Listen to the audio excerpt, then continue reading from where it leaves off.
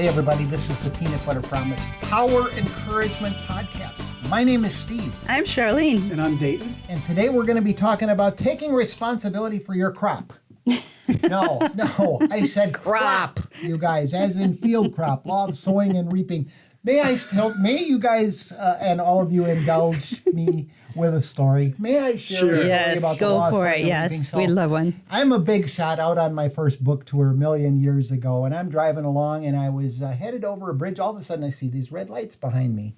So I pull over, and Constable Mike Hammond came up, and he said, "May I see your driver's license?" And I give him my driver's license. "You know why I'm pulling you over here today?"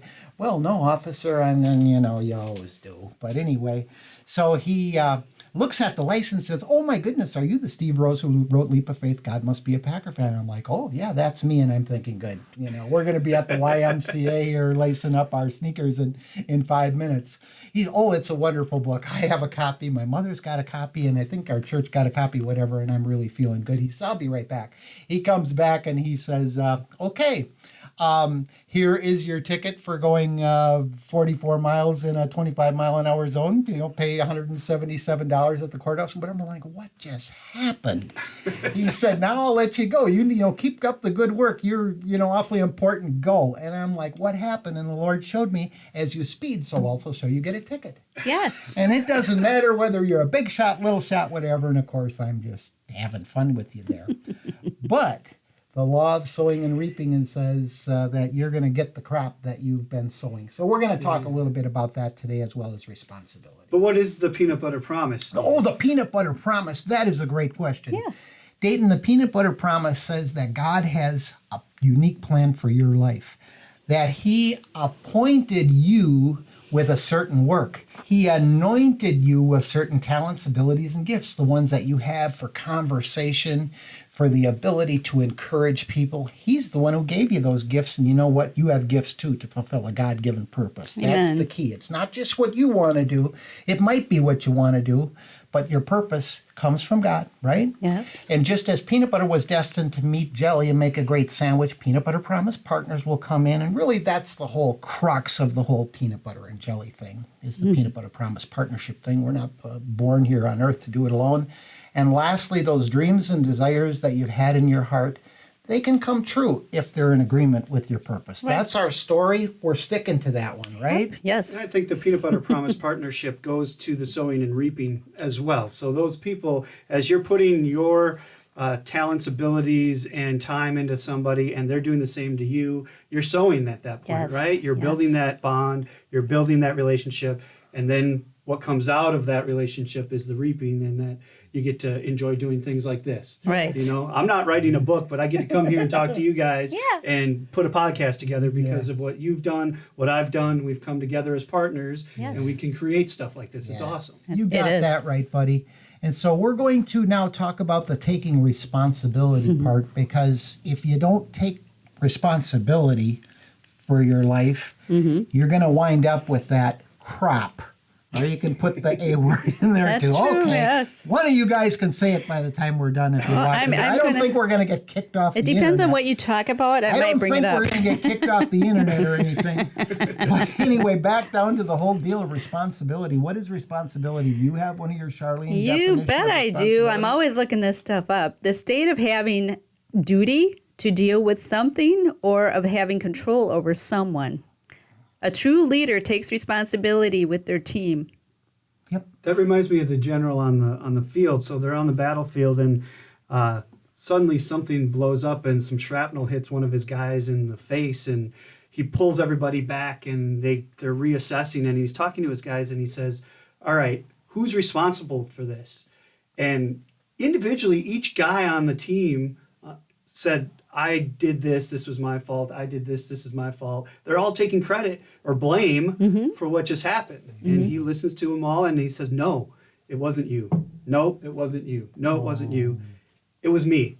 I'm the only person to blame here because I'm the one in charge. I'm supposed to be the one that knows what's going on around at all times." Right. He took full responsibility. And obviously he was a leader that did that often because each one of his guys was doing the same thing. Taking responsibility. We are responsible for those that are put in our charge. Right. And are we taking that responsibility and owning it, or are we trying to blame others if something doesn't go right?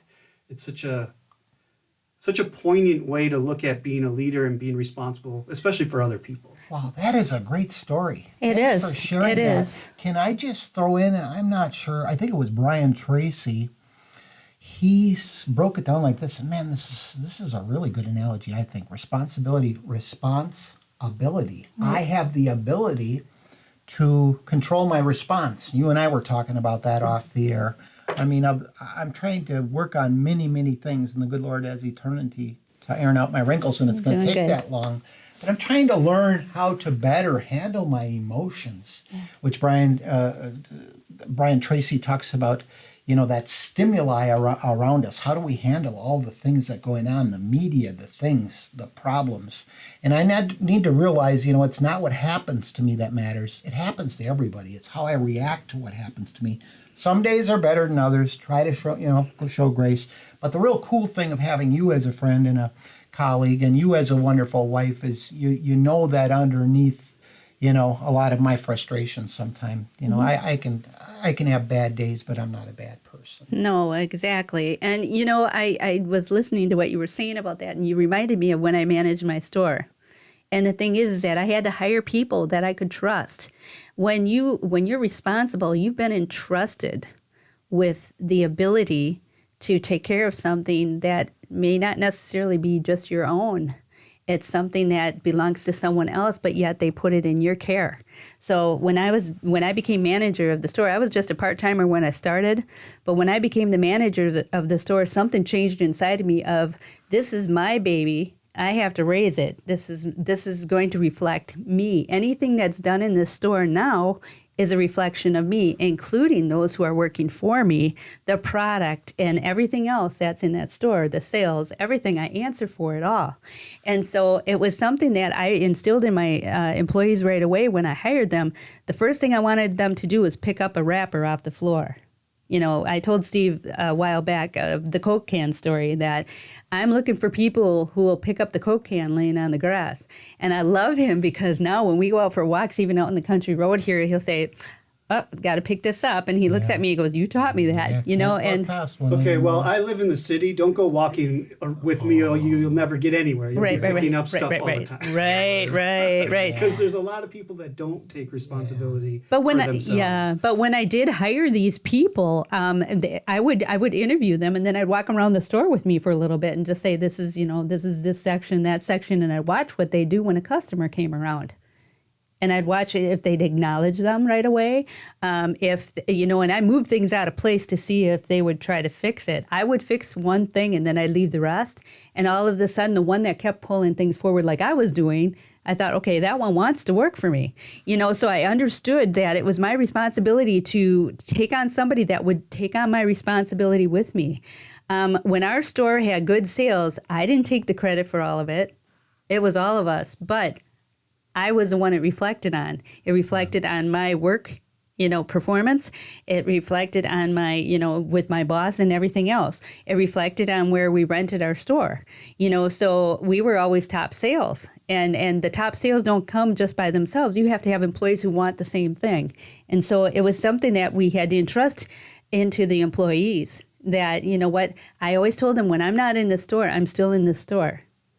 When you're doing your job, I'm still here. You're doing my hand. You're out there doing my hand. I'm still here. And anything that you do comes back to me. And they would say, well, how did you know about this? Or how did you know about that? And I told them, I said, I know everything about this store, and we had secret shoppers and stuff like that. It's not by my choice, but that's how the company did it.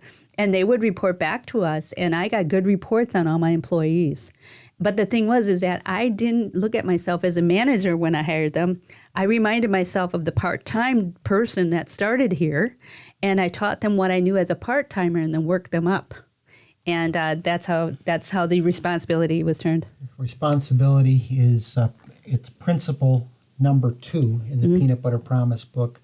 And where we dealt with it was, number 1, get out of denial. If you're not taking responsibility, get out of denial and realize that it may be unfortunate where you're at in your life. Sure, other people may have messed you up, but take responsibility for where you are.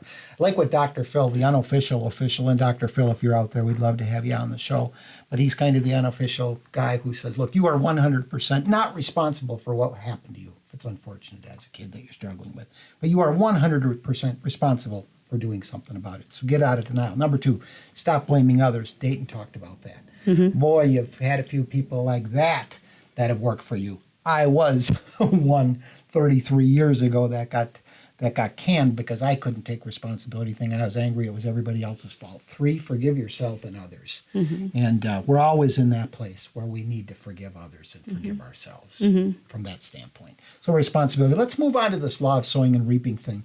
We were having lunch in our pre-production meeting here, and it talked about, it dawned on me here, the law of sowing and reaping in a garden. Of course, we plant, something goes in, goes out.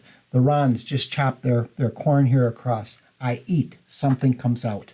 Can anybody else reflect on any different revelation here, law of cause and effect, sowing and reaping? We put something in and it seems to come out. So I guess it would behoove me to manage what's going in if I don't like the output. Yep, and the same with eating. I mean, what goes in our bodies shows.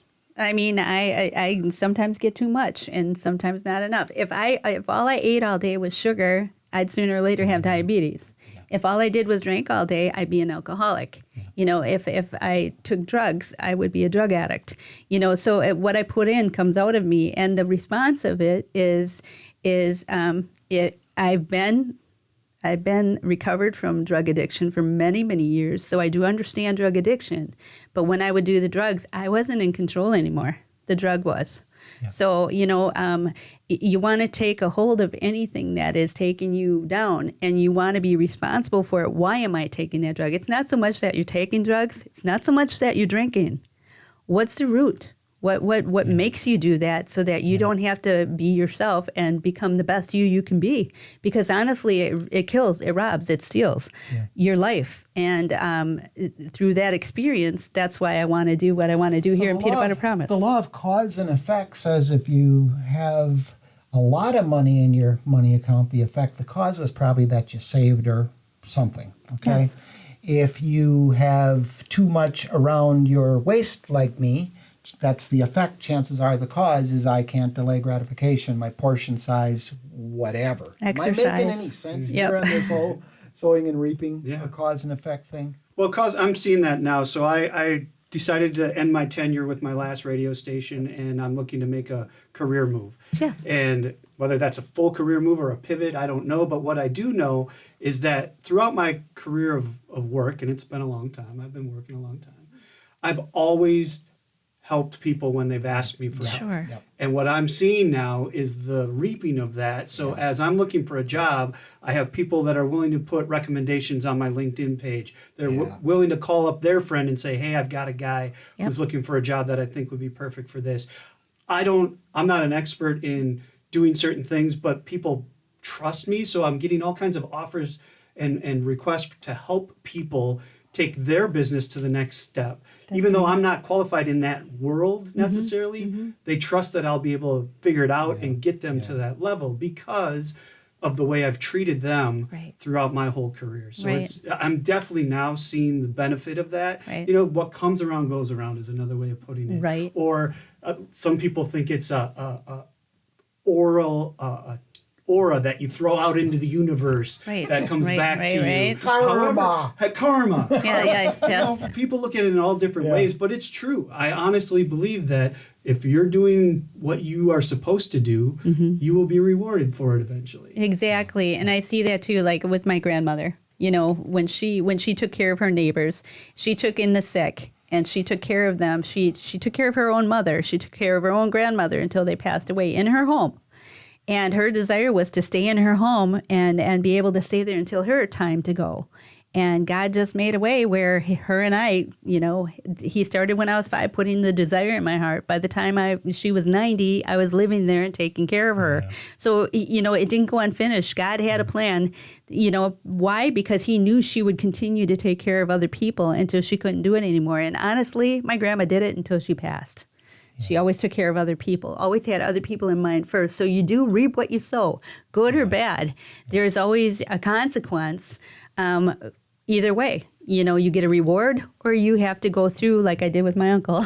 We got to bring this in, though, because if someone were to ask me, you know, the Peanut Butter Promise, you know, what's it about? Well, it's about failing forward. It's more about what I did wrong and trying to learn how to do it right. But it's about the fact that there's nothing that you've done or could do that has messed your life up in a way where you can't fulfill your purpose. Have you delayed it?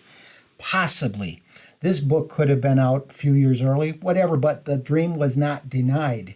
Your purpose, your dreams may be delayed, but they will not be denied. You are not stuck with you, okay? Right. You are not stuck where you're at. Right. If you're in a little bit of a mess, going to take a little bit to get out, you know, you can't necessarily expect it to be easy to get out. And Dayton, absolutely, we're thrilled that we're watching you be blessed and that we're here watching you be blessed because you're a blessing to us. Amen. And it is just a concrete, maybe the ironclad law of the universe, this Right. cause and effect thing. Right, Which right. is So listen, we're sitting here talking tough, and we're certainly not judging anybody in any way. No. If you're going through this stuff, write us, call us, we're here. Look, you know, listen to us, but don't watch us too close. Okay? The reason we're here today is because we've been there. Among human Yeah. beings, okay? Yep. So send us your letters, send us your ideas. We're here to help you in any way, shape, or form. Where can you find us? You can Dayton's do gonna that. Tell you. If you go to the website, peanutbutterpromise.com, Yep. all the links are there, but it's Facebook, it's Instagram, it's Twitter, YouTube. You can find us. Yep, Yes. we are there because we're not all here sometimes. But anyway, we're encouraged here that you're saying such wonderful things. The feedback has been wonderful. So tell 77,500 of your friends that we're here from you. We want to hear from you because we're here for you. That's what we're trying to say. Yes. What I'm trying to say also is this is Charlene. That's Dayton. I'm Steve. As always, make it a fabulous Peanut Butter Promise day.